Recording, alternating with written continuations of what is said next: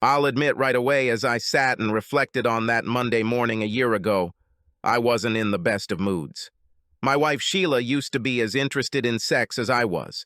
When we both retired at 60 the previous year, she from teaching, I from the British Transport Police. Okay, maybe we weren't doing it like rabbits every day, but they did it often, at first, sometimes twice a day. By that Monday, a year later, I could barely remember the last time it happened. My wife says the lack of hobbies has made me bored. Boredom led to depression, and depression led to lethargy. In the end, I was too tired for intimacy. I had a different theory.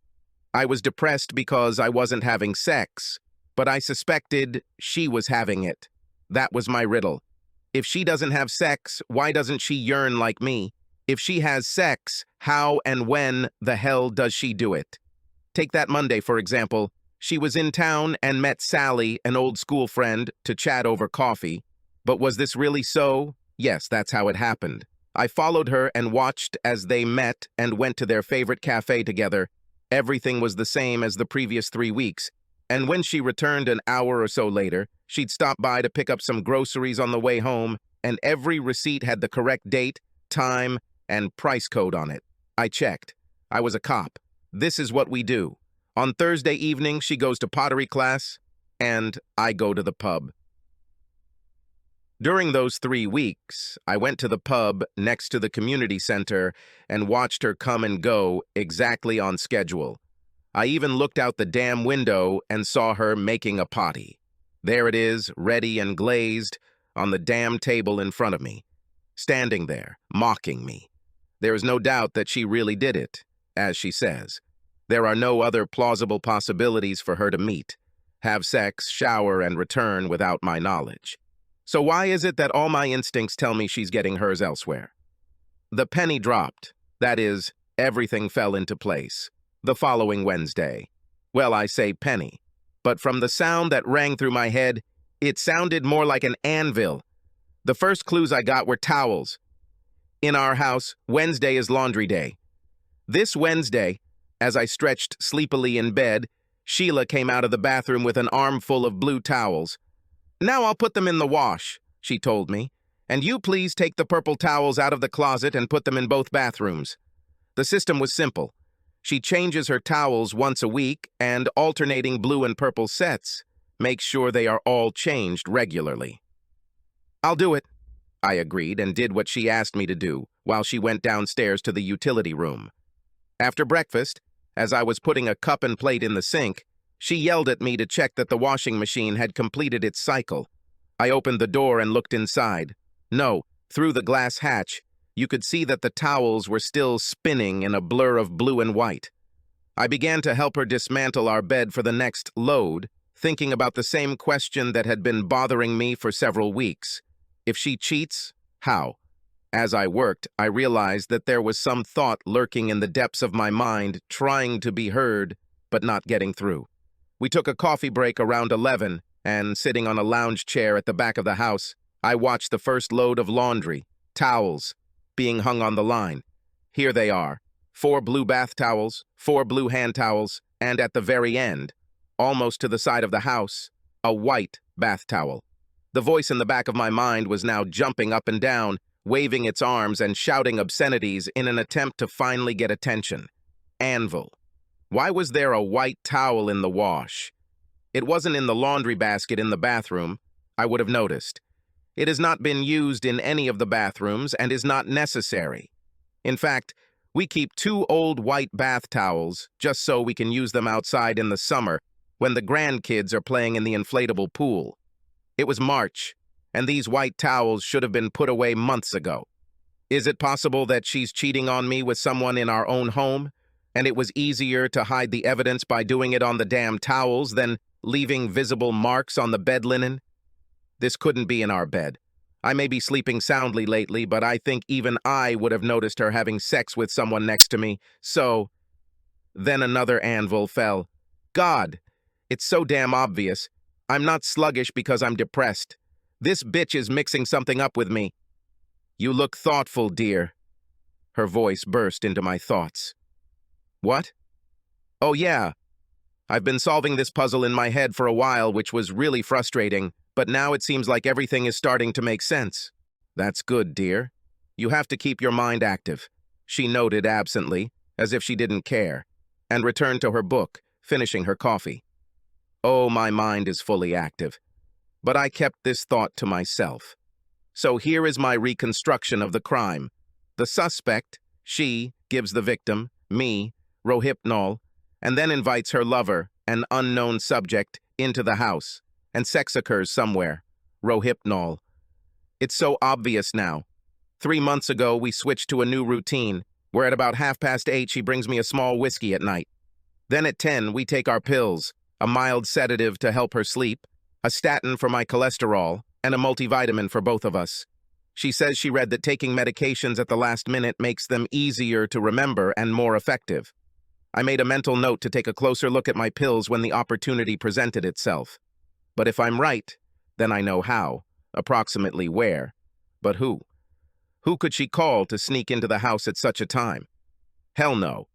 It can't be that annoying, fat little idiot who lives next door, can it? Well, since the cast of characters seems to be growing, perhaps it's time for more details. My name is Mark Smith. I used to be Inspector Smith until I retired 2 years ago, at 60.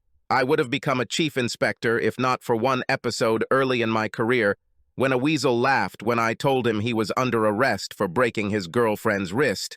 Unfortunately, he fell down the stairs, twice. Nothing had been proven, but it had rather damaged my career prospects, so promotion from the district police to detective inspector with the British Transport Police was the ideal way to spend the last 5 years of service. It helped my pension, too. I tried to keep myself in shape, but there was this lethargy. However, if my suspicions are correct, it will soon pass.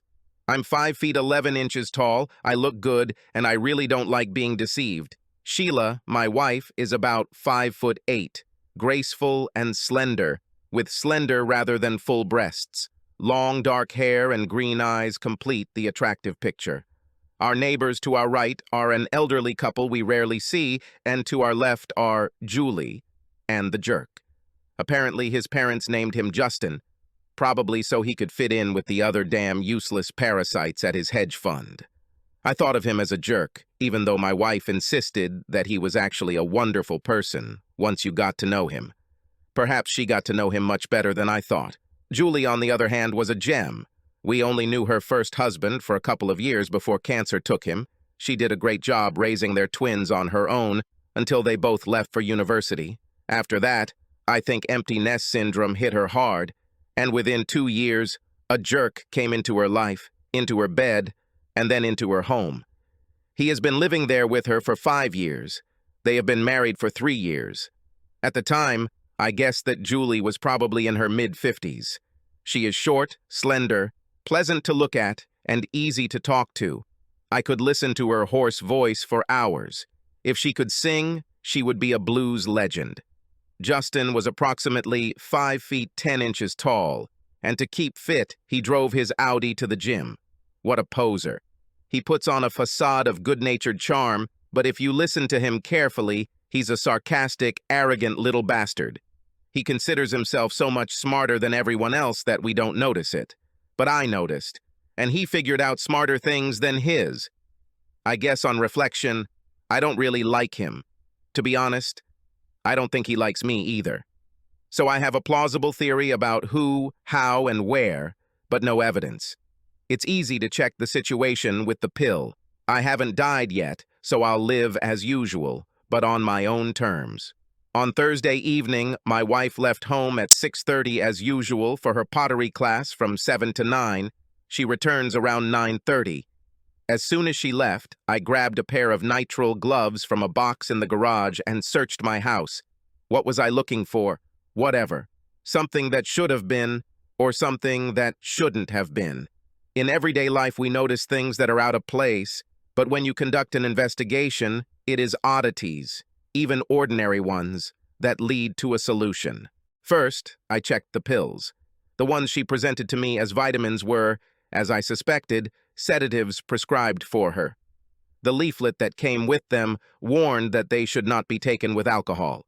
The night before, I spat them out, and in the morning, I felt like a new person. Over the next few hours, I explored every room, trying not to leave any trace of it. She doesn't need to know I was busy. Ultimately, I decided that there were no obvious signs of sex in any of the spare bedrooms. The sheets are clean and, more importantly, look freshly ironed. I knew these sheets hadn't been washed recently. They didn't use the bedrooms. Unfortunately, there are no signs of sex in our bedroom either. But that's why I was so angry. I found gold in a lounge chair in the back of the house. I found a piece of foil between the seat cushions of the three-seater sofa. This is part of the wrapper of a ribbed and ribbed condom that diversifies sex. Not one I've ever used. Now I know where. They must be having sex on the couch, using a towel to catch all the drops. Supposedly she throws the towel in the wash and then returns to my bed. Crap. My marriage is over. Non-negotiable. I could divorce the cow without requiring any proof of her infidelity. But that is somehow unsatisfactory. Some trash gets the sex I'm denied. Retribution is required. I've never considered myself petty. I can rise above most petty insults, but disrespect of this magnitude, no. This requires an answer, and I wanted to cause fucking Armageddon. Over the next few days, as I sat in silence and planned my campaign, I noticed how uninterested my wife was in my mood, as was, now that I thought about it, myself. I didn't care about her either, but I'm the only one of us who knows that we're getting a divorce. So every night I smiled, took the pills, and every night I spit them out as soon as she turned her back. It was midnight on a Saturday night, or Sunday morning if you will, when I was woken up by her phone vibrating. I lay there silently, feeling her movement, and then get out of bed. She walked through our room to the door and slipped out. I heard her open and close the door of the linen closet on the landing, and then silence. Despite all my bravado, I felt bad. I knew I could go downstairs to see if she was cheating, but I didn't really want to see or hear it happen. I could rush in and interrupt them, confront them. It would have been awkward for them, but I wanted much worse than damn awkwardness. I could storm in and beat the little bastard to a pulp, but then the two of them would play the victim, and I'd end up in jail. Remember, I was a cop, so if I want truly powerful revenge, I need them to think they're still in charge. That means letting this little asshole have his fun with my wife until I'm ready. No, damn it, it will not happen. I have a spare home alarm remote taped to the underside of my bedside table. Going downstairs to let the little idiot in, Sheila had to turn off the system. I gave them a couple of minutes to get comfortable. I know, I'm a romantic at heart. And then I pressed the panic button. Well, I just pressed the damn button, and the chaos it caused in the house shook me to the core. This definitely ruined his amorous ambitions for the evening, as I watched him run out the back of our house to safety. The alarm went off. Sheila must have rushed to the main panel and canceled the alarm. I knew she didn't know how the alarm worked beyond arming and disarming. I tried to explain to her when we were installing the system, but she fell into a stupor and I gave up. I was sure she would think she had done something wrong, and this raised alarm bells. I heard her open and close the linen closet door before she returned to our room. I couldn't resist trying to push her buttons. "Did you just come in?" I asked, pretending to say what I would say if I were covered in Rohypnol. "Where have you been? It's already late." "I had to go downstairs to turn off the alarm," she growled at me. "What turned it on?" I asked innocently. "It doesn't work if there's no one down there." "I'll go and have a look." "No!" she shouted. "You can't go downstairs in your—" She was going to say, condition. She knew that if I tried to go downstairs, I would end up in an ambulance at best, and in a hearse at worst. This could open a whole can of worms, and she was smart enough to realize it. I already went downstairs, turned on the alarm, but there was no one there. "I checked all the doors and windows, so go to bed," she told me. I did so, and slept like a baby. For the rest of the weekend, Sheila managed to keep her legs together, and I spent an agonizing 10 minutes every time she showered reading text messages on her phone. I helped set up the lock screen so that even though my fingerprint didn't work, I knew her backup passcode. They were so damn arrogant that they set up midnight dates via text. This told me two things. They slipped on Rohypnol and Julie, and they were completely screwed. By Sunday evening, they had recovered from the psychological trauma of Saturday night and agreed to meet at 11:30 on Tuesday evening. This suited me to the core. I had a plan that didn't require much preparation, as long as I could talk to Julie first. On Monday, Sheila went to meet Sally as usual, and Justin's car disappeared from a nearby driveway. I was just praying that Julie would work from home like she usually does, and so it turned out.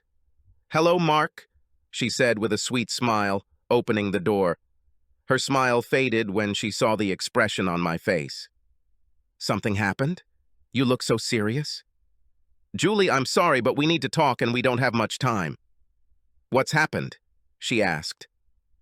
"Now, I'll tell you briefly, but could we meet by chance near the library at 2:30 and chat longer?"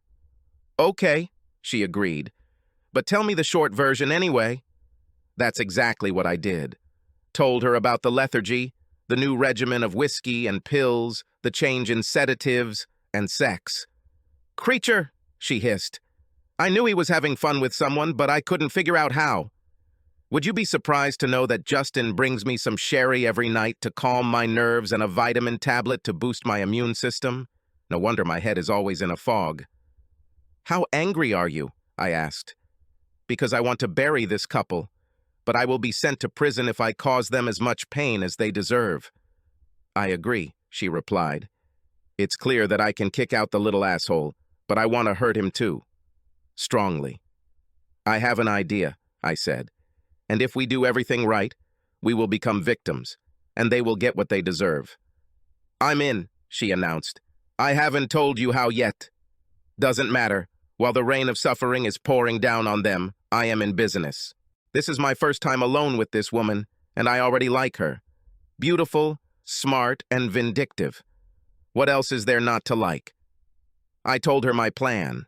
It was simple, didn't require any contrived situations, hardly any lies, and the police would do all the hard work for us. "Okay," she said. "Give me the rest of the morning to think it over, and I'll see you by chance this afternoon. Oh, by the way," I added, getting ready to leave, "if the police ask you, the last time we spoke, the conversation was about a spare cable for the printer. After lunch, I'll pick him up in town." She grinned. We met after lunch, and I showed her the cable I was able to buy. The old one was apparently accidentally thrown away. In fact, there was practically nothing to clarify. My plan was simple and easy to implement.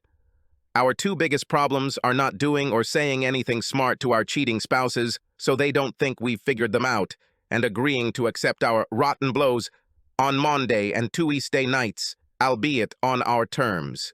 How good the little ones are cuckolds who we were. On Tuesday, I decided to clean out my garage. I grew increasingly angry as I saw signs that Sheila was preparing for another date at my house, so I tried to keep my distance and maintain my composure. She vacuumed and tidied up the sunroom, and I noticed that a white towel was in the linen closet, ready to go on the chaise longue for them to lounge on. I no longer contacted Julie because it was important that everything we did was as usual. That evening, at 10 o'clock, Sheila brought me a large glass of whiskey and my pills. She watched me swallow them and then went back to the kitchen to get hers. I spat out the pills and hid the sedative, then swallowed my statin along with a sip of whiskey. My toxicology test had to be consistent. I was supposed to be tired by 10:30, so I whined a little about not being able to keep my eyes open until she told me to just go to bed.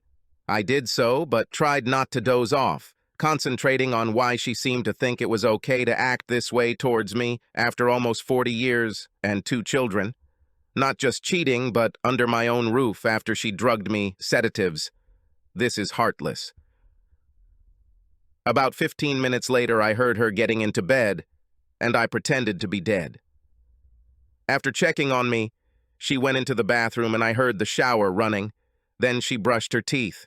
When I heard her flush the toilet, I took the sedative I had saved up earlier and played dead a little more. At 11:30, her phone buzzed on the bedside table. I tried to snort slightly, as if I had been disturbed, and then froze again and slowed my breathing. I heard her slip out of bed, grab a towel from the closet, and head downstairs. Just like before, she left her phone by the bed. Well, who was she going to call? 5 minutes later, her phone buzzed again. Another text message. Despite the situation, I couldn't help but smile. It was a text from Julie asking why Justin was knocking on the door of our screened-in sunroom. She asked if everything was okay with us. I didn't take Sheila's phone number. I'm stupefied and confused. Remember? Then my phone rang. Once again, it's Julie. I again did not answer, but this was a signal that I was not sleeping. I went downstairs, trying not to alert them, and stopped in the kitchen near the partially open door. I heard them having sex and felt such disgust and hatred.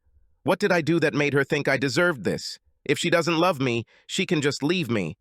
But why exactly? And even with this pompous idiot? There was a dim table lamp in the sunroom, and between that and the light from the oven's LED display, I could see well enough to grab the rolling pin from the countertop where I'd left it. If the police found it too convenient, I would point out that I was in the kitchen, surrounded by a dozen or more alternative potential weapons. So I had to stand and listen until she did me one last favor as my wife. She screamed, "No, don't stop! Please don't stop!" It was the best line I could have hoped for. I burst into the room screaming, "Get away from my wife, you bastard!" That's what I meant. And, "Don't worry, my love, I will save you." What I didn't do.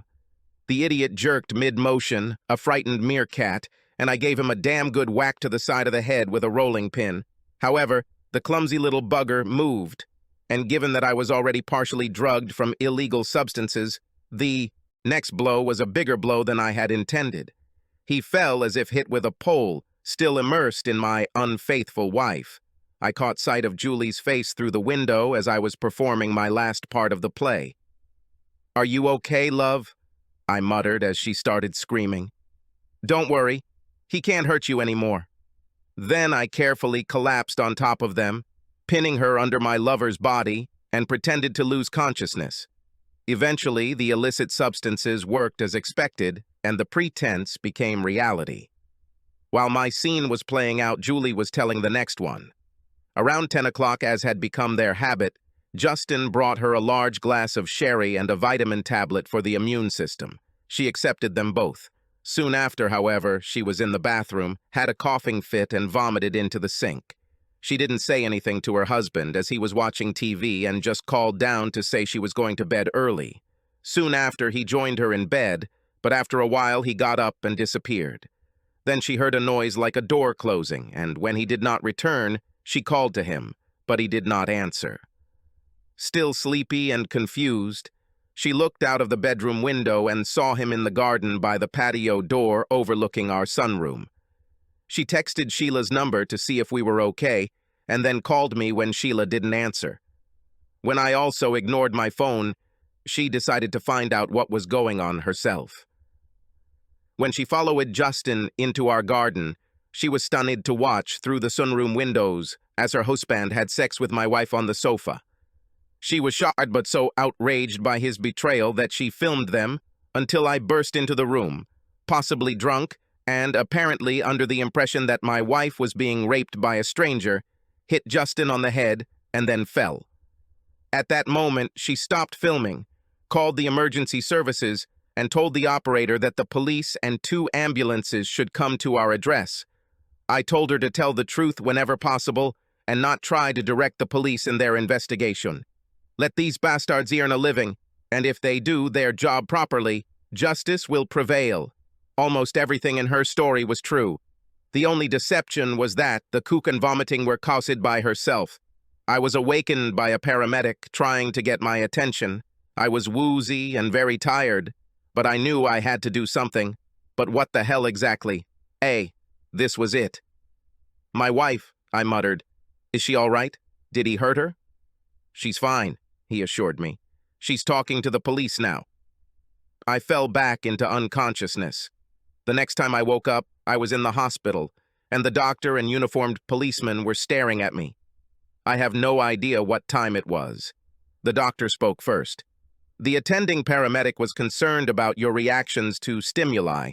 It turns out that you may have been under the influence of illegal substances and/or alcohol. I would like to take your blood for a test if you agree. I nodded in agreement and said vaguely, "Do what you need to do, Doc. I have nothing to hide." He took the sample, and I fell back on the bed and fell asleep. The next morning, I woke up around 9. He slowly stood up and noticed another uniformed policeman sitting next to the door. He looked to be about 20. "Are you okay, sir?" he asked politely. "I think so," I answered. "But I don't even know why I'm here." "I'll leave the boss to explain himself if you don't mind." This is beyond my strength. Soon after, the nurse came in and, seeing that I was completely awake, offered to bring me tea and toast. God, I love the NHS, the National Health Service. While she was checking my blood pressure and temperature, the policeman came out and I heard him talking quietly into his walkie-talkie. He was still talking when he returned to the room. "Of course, sir. Yes, I'll tell him now." The nurse left, promising to send someone with my late breakfast, and the cop approached the bed. "The boss is on his way here now on another matter. Should be with us in half an hour or so." He looked at me intently. "Are you willing to wait, sir?" he asked. I smiled wryly. "Quite. Because we both know that if I try to leave, you'll have to arrest me. This will make you angry and I'll have to eat breakfast in handcuffs. Let's be civil, okay?" He chuckled at my answer. "It's nice to deal with a professional, sir. This makes everything much easier." Then a thought struck him, and he stuck his head out the door and talked to a nurse passing by.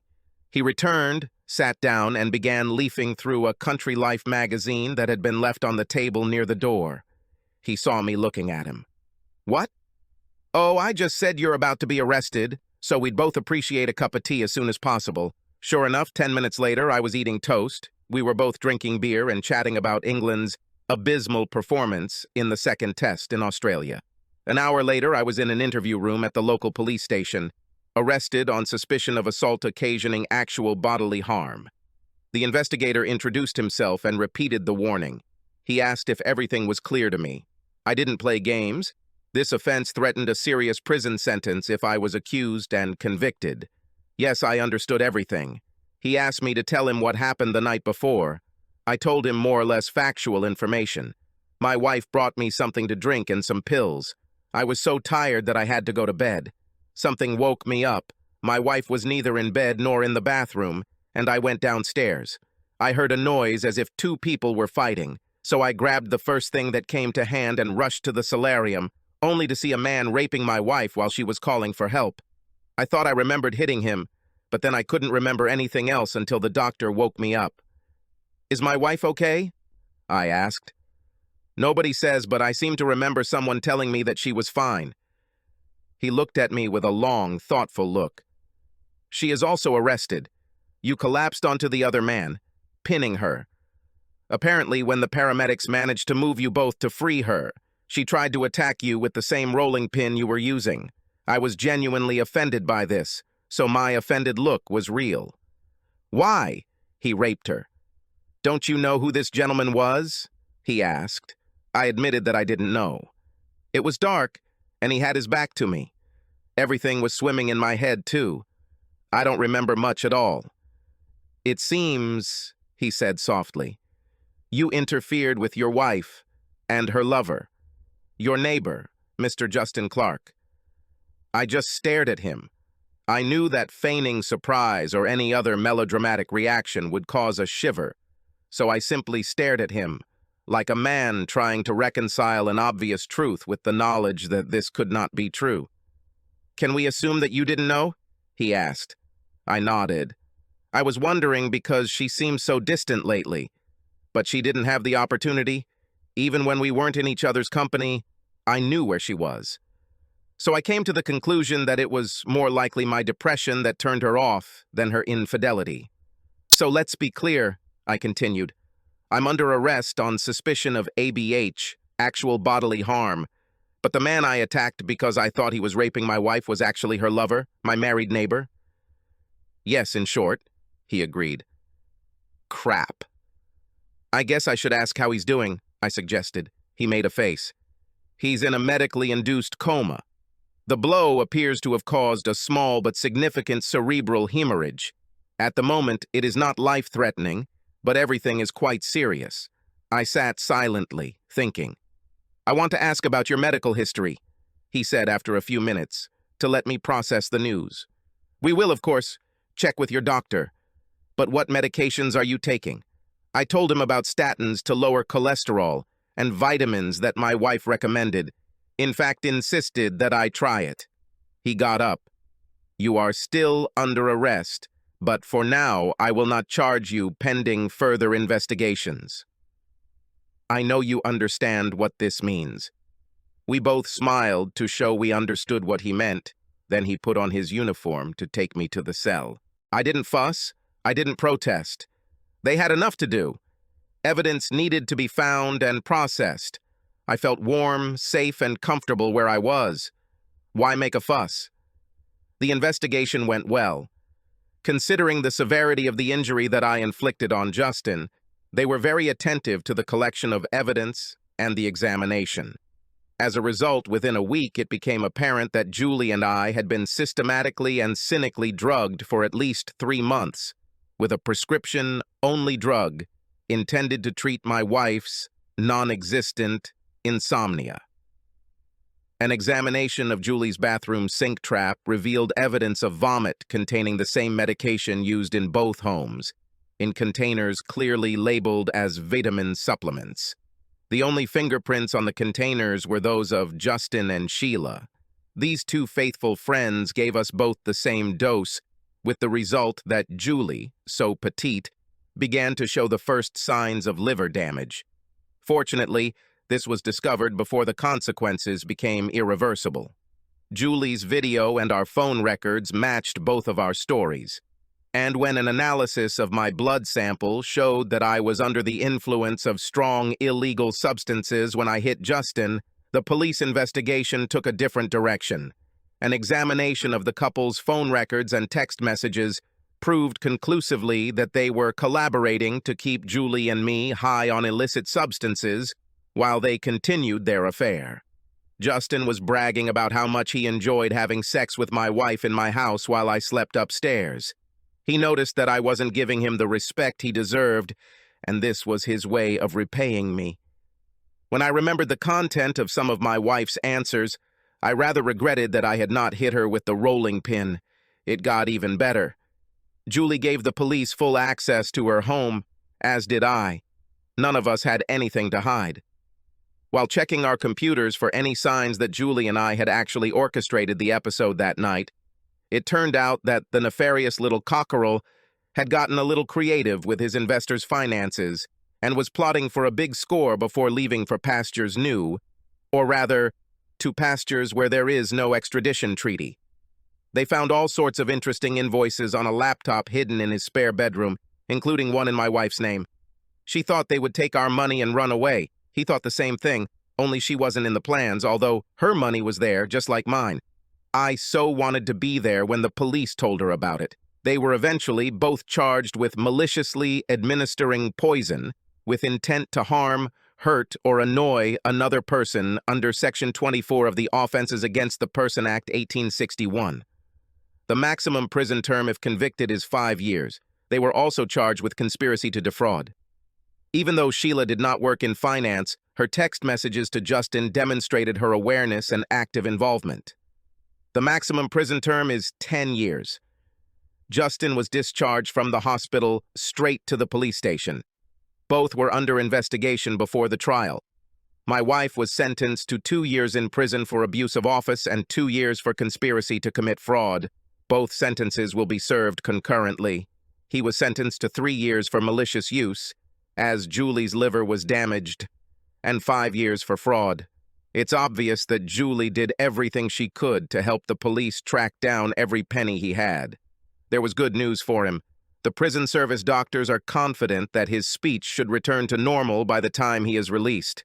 However, only God knows what he will do for a living when he is released. The police confiscated most of his property under the Proceeds of Crime Act, and even his old school friends were reluctant to give him jobs that involved money. But that's not all. Oh my God, no. Once the police made it clear that we were victims, and I was not charged with ABH on the grounds that I had been drugged by an associate of the man I was accused of attacking, I brought in old buddies from the national press. Julie and I, of course, maintained a dignified silence. We had been terribly betrayed by people we trusted and needed space to think. The advertisement was received with joyful frenzy. Sheila and Justin were vilified at every turn. No one, not a single commentator, not a single talking head could find a single excuse for their behavior. Julie, in particular, was so charming that neither man nor woman could understand how Justin could leave her bed for any other. I'm not very good. Our 2 children were in court throughout the entire process. I couldn't sit with them until I testified and was released. I was on the witness stand for only 20 minutes. Forensic experts gave offensive testimony. My blood tests, Julie's liver damage, vitamin containers, text messages, financial due diligence. Why she allowed Justin to convince her to plead innocent was a mystery to me. In their SMS, they admitted almost everything. Like I said, he thought he was so smart. No. Once they heard the honest truth in court, my daughter cut her mother out of her life forever. She wrote to her in prison, telling her not to call, write, or visit either her or the children. If she tries, they'll get a restraining order because she's a convicted poisoner. My son took it hard. He was especially close to his mother. He asked if I would be offended if he visited her in prison to hear her opinion. If you think so, son, I told him, then you should go.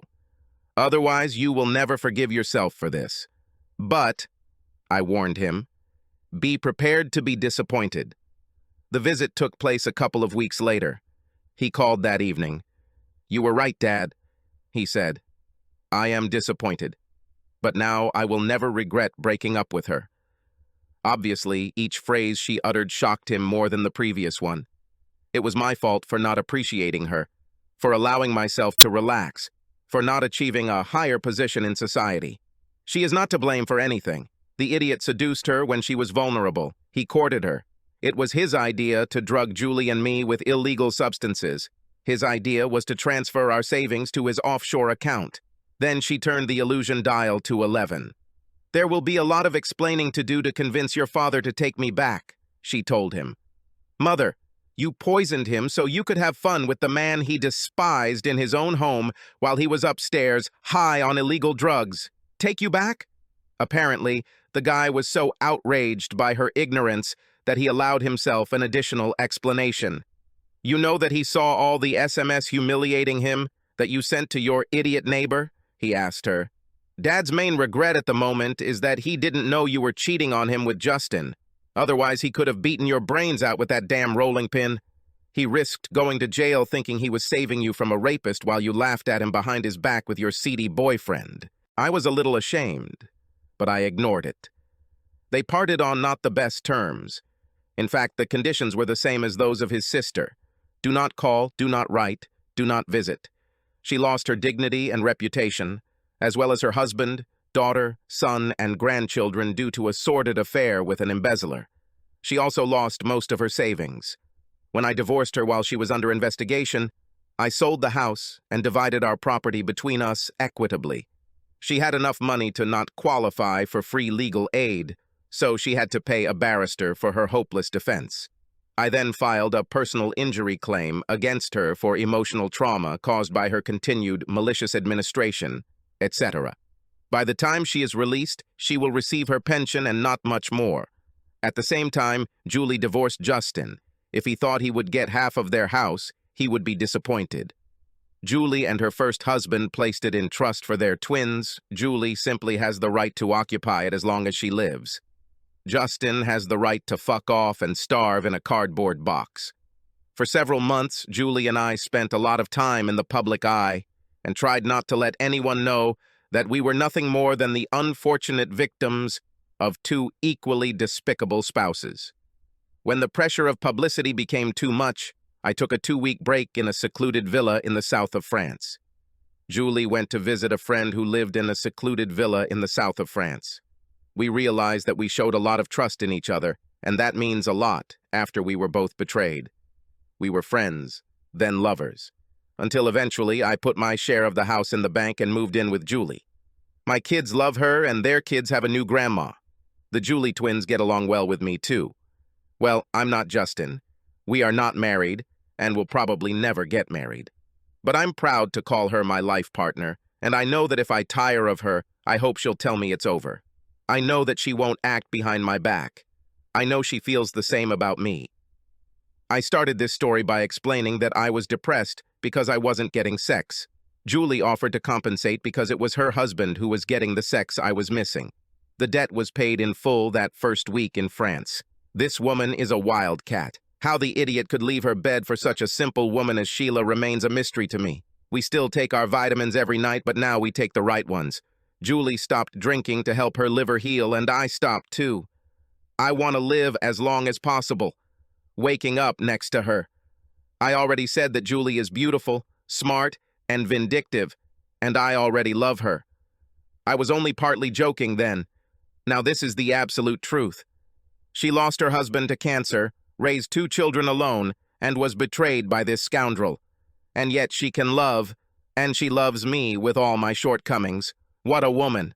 Subscribe to our channel so that your second chaff doesn't cheat on you, and go ahead and listen to the next story, because this story is nothing compared to the next one. If you're under 18, don't even think about listening to the next one.